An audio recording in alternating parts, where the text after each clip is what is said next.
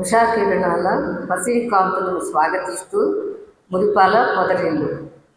వచ్చేపోయే దాహాలకు కడవ నిండుగా నీరు. ఆరుబయట కట్టెల పొయ్యిపై మట్టి పిడతలో కొత్త కొత్త ఉడుకుతూ నోరూరిస్తున్న సంకటి ముద్ద. చావిడిలో పొదుగులోని బిడ్డతో గోమాత. పచ్చని పైరులు ఓవైపు, ఒడుపుగా వరినాట్లు వేస్తున్న పడతల పల్లె రాగాలు మరోవైపు. ఓ పరకైనా నోటికి అందకపోతుందా అంటూ పరుగుల మేకలు.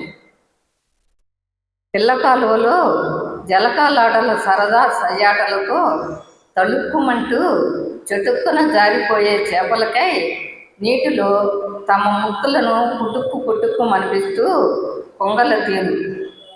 ప్రకృతి ఎంత అద్భుతమైనది, అక్కడే ఉండిపోవాలంటూ నా మనసును కొల్లగొట్టిందిగా.